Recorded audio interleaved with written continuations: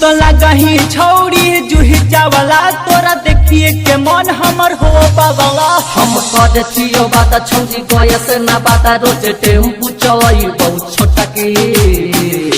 हाय गे हमर मोटकी हाय गे हमर मोटकी हाय गे हमर मोटकी हाय गे हमर मोटकी हाय गे हमर मोटकी।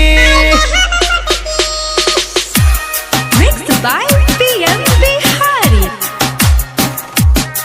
Katyani Film Digital Recording Studio, Manpur, Gaya. आगे देखते पहली बार छोड़ के होई गेलो तोरा से प्यार छोड़ के। आगे देखते हैं पहली बार छोड़ के होई गेलो तोरा से प्यार छोड़ के। बेबी करा ये स्माइल तनी मारा ये स्टाइल एगो हमरो खींचे दा तनी सेल्फी। हाय गे हमर मोटकी हाय गे हमर मोटकी हाय गे हमर मोटकी हाय गे हमर मोटकी मोटकी मोटकी हाय गे हमर मोटकी हाय गे हमर मोटकी मोटकी मोटकी। गहरा लगा हो तोरा चाँद छोड़ के पतिया ले हमर मन छोड़ के। गहरा लगा हो तोरा चाँद छोड़ के पतिया ले हमर मन छोड़ के। तोरा उठ चॉकलेट लागे खाई भरा पेट तोरा नहन लागे टोना टोटकी।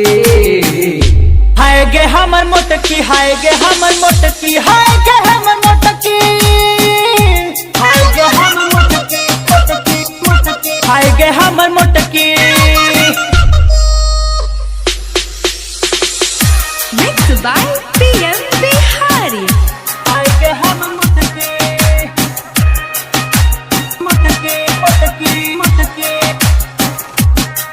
काहे बात सुनती है मैं बिहारी छोड़ के खोल दाना दिल के दुआरी छोड़ के। काहे बात सुनती है मैं बिहारी छोड़ के खोल दाना दिल के दुआरी छोड़ के। आगे संतोष विकास के आई जे पास लग जाई जिंदगी में लटरी। हाय गे हमर मोटकी हाय गे हमर मोटकी हाय गे हमर मोटकी।